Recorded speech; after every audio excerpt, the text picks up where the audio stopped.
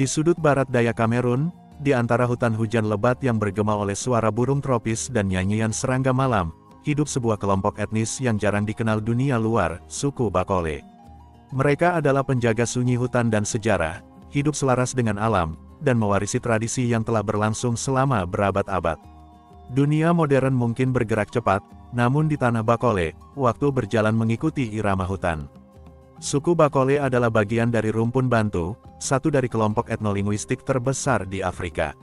Secara geografis, mereka mendiami wilayah pesisir Atlantik di dekat Teluk Guinea, khususnya di provinsi litoral Kamerun, di sekitar Gunung Kamerun yang suci dan aktif.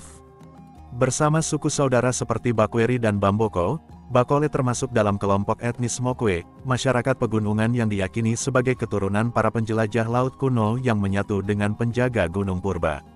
Nama Bakole sendiri merujuk pada anak-anak Kole, seorang leluhur mitologis yang dipercaya membawa hukum dan keteraturan bagi masyarakat pertama di wilayah itu.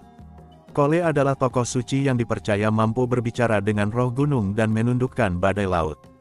Bahasa Bakole termasuk dalam rumpun Bantu zona A, sangat mirip dengan bahasa Bakweri, meskipun memiliki nuansa lokal yang unik.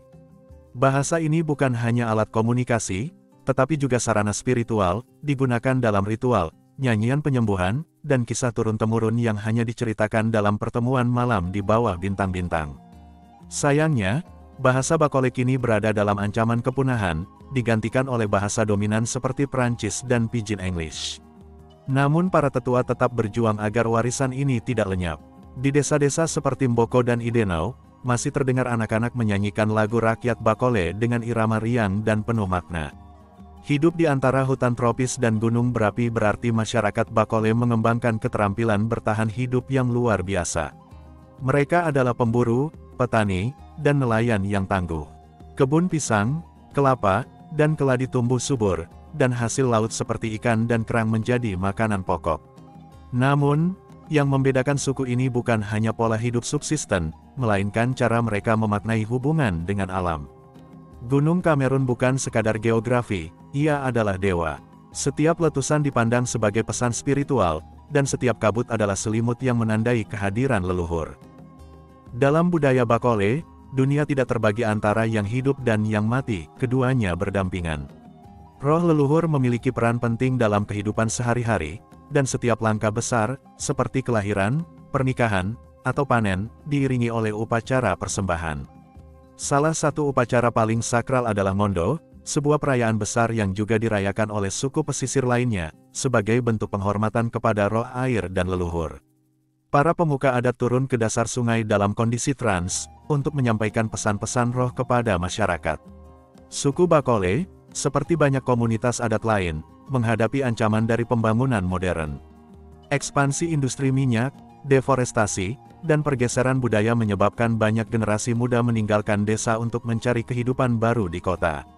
Rumah-rumah panggung dari bambu dan kayu perlahan digantikan beton. Bahasa Bakole semakin jarang terdengar di sekolah-sekolah. Namun, di balik tantangan itu, muncul gelombang baru anak-anak muda Bakole yang ingin menghidupkan kembali identitas mereka. Lewat musik, dokumenter, dan proyek pelestarian budaya, suara Bakole kembali menggema. Mereka sadar bahwa akar budaya adalah jangkar bagi masa depan. Suku Bakole adalah cerminan dari bagaimana manusia dapat hidup selaras dengan alam tanpa kehilangan makna spiritualnya. Dalam dunia yang semakin terfragmentasi, kisah mereka mengingatkan kita akan pentingnya akar budaya, nilai leluhur, dan harmoni dengan bumi. Barangkali, dalam nyanyian malam di hutan Bakole, kita dapat menemukan jawaban atas kerinduan manusia modern akan kesederhanaan, kebijaksanaan, dan hubungan yang tulus dengan dunia. Di balik ketenangan desa-desa pesisir tempat suku Bakole bermukim, tersimpan berbagai fakta unik yang belum banyak diketahui dunia luar. Fakta-fakta ini menjadi cerminan betapa kaya dan beragamnya budaya Afrika, serta menunjukkan betapa spesialnya identitas masyarakat Bakole. Setiap pagi, beberapa nelayan tua Bakole dikenal melantunkan nyanyian khusus saat menuju laut. Lagu ini bukan sekadar hiburan, tapi dipercaya mampu menenangkan ombak dan mengundang ikan datang ke perahu. Menurut kepercayaan lokal, laut memiliki roh yang bisa mendengar suara manusia. Jika ia senang, hasil tangkapan akan melimpah. Bagi suku Bakole, Gunung Kamerun juga dikenal sebagai Momo Mandemi, adalah entitas spiritual yang hidup. Mereka percaya bahwa puncaknya adalah tempat bersemayam para arwah leluhur dan dewa penjaga bumi. Pendakian ke gunung ini oleh masyarakat setempat tidak hanya dilakukan untuk eksplorasi, melainkan dalam kondisi tertentu, seperti saat mencari petunjuk dalam mimpi, atau sebagai bagian dari ritual pemurnian diri. Selain bahasa sehari-hari, suku Bakole juga memiliki kode verbal rahasia yang hanya digunakan oleh para tetua adat dan pemuka ritual. Bahasa ini tidak dipahami oleh semua orang, dan digunakan dalam situasi sakral atau untuk menyampaikan pesan penting secara simbolis. Ini semacam bahasa dalam bahasa, sebuah bentuk pelestarian tradisi melalui pengkodean lisan. Dalam masyarakat Bakole tradisional, gaya rambut wanita dan pria mencerminkan status sosial, usia, dan tahap kehidupan. Anak gadis memiliki gaya rambut berbeda dari perempuan yang telah menikah. Begitu pula pria, yang akan mengubah gaya potongan rambutnya setelah melewati ritual kedewasaan.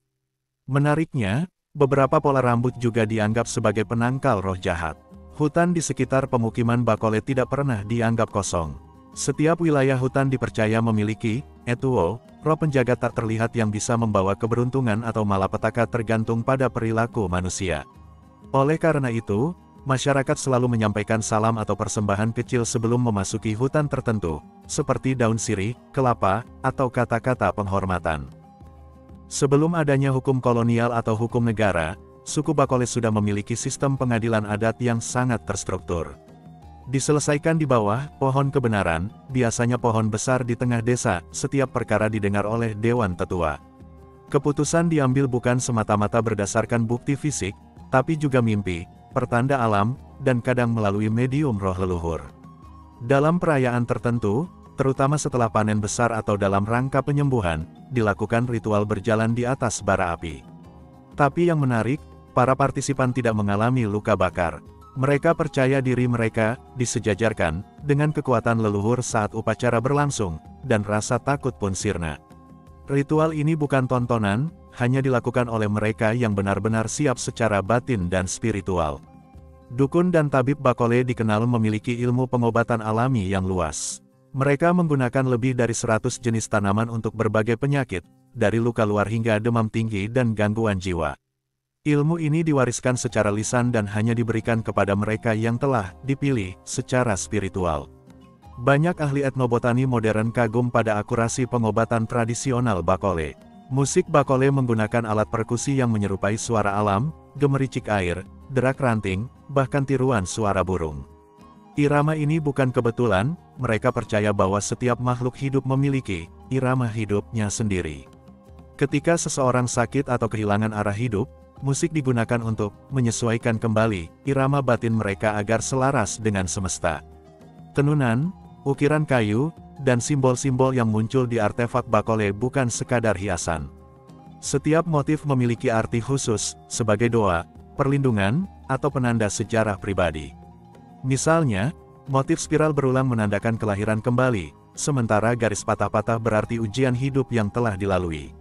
Suku Bakole bukan hanya bagian dari peta etnografi Afrika, mereka adalah warisan budaya yang hidup, bernapas, dan terus bertumbuh di tengah tantangan zaman. Fakta-fakta unik mereka adalah cermin dari kedalaman kearifan lokal yang jarang disentuh, namun sangat berharga dalam pemahaman kita tentang keragaman manusia. Semakin kita mengenal mereka, semakin kita menyadari bahwa dunia ini penuh dengan kisah-kisah agung yang tersembunyi di balik kesunyian hutan, nyanyian laut, dan detak jantung sebuah gunung purba.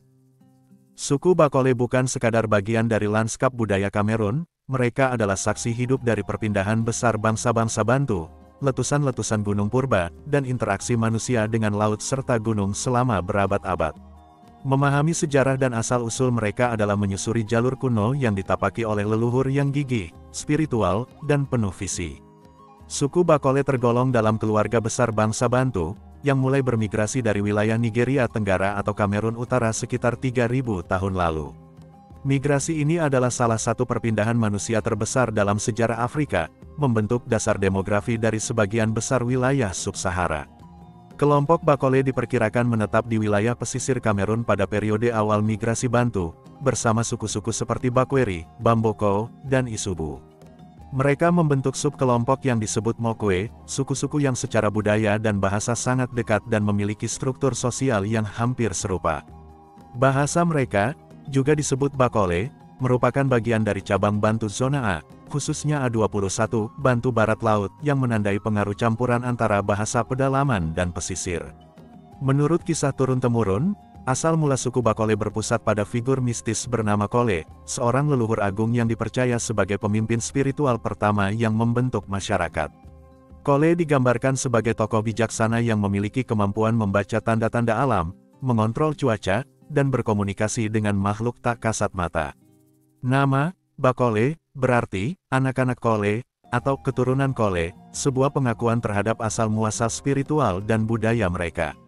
Dalam beberapa versi cerita rakyat, Kole bukan manusia biasa, tetapi makhluk setengah dewa yang muncul dari Gunung Kamerun saat pertama kali dunia dibuka.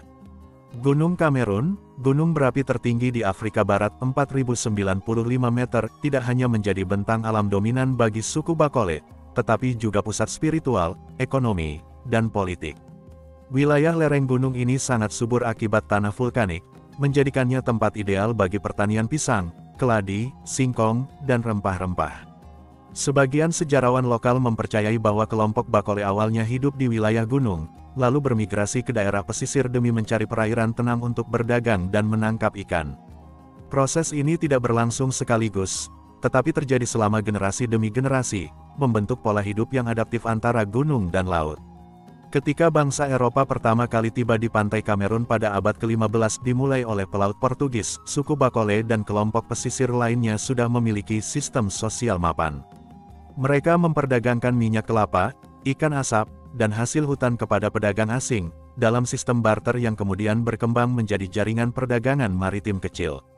Namun masuknya kolonialisme Jerman akhir abad ke-19, dan kemudian Prancis-Inggris, membawa perubahan drastis. Banyak lahan adat dirampas untuk perkebunan komersial, dan struktur kekuasaan adat digantikan oleh sistem administratif kolonial. Bahasa dan tradisi Bakole ditekan, dan praktik spiritual mereka dianggap primordial oleh pemerintah kolonial. Meski begitu, masyarakat Bakole berhasil menyimpan banyak elemen budayanya secara diam-diam, melalui ritual tersembunyi, kisah lisan, dan penggunaan bahasa ibu di rumah. Setelah Kamerun merdeka pada tahun 1960, suku Bakole, meskipun bukan kelompok mayoritas, mulai menata kembali identitasnya. Namun, perubahan zaman membawa tantangan baru, migrasi ke kota, pendidikan formal berbahasa asing, dan modernisasi media. Dalam konteks ini, sejarah dan asal-usul Bakole mulai dilupakan oleh generasi muda.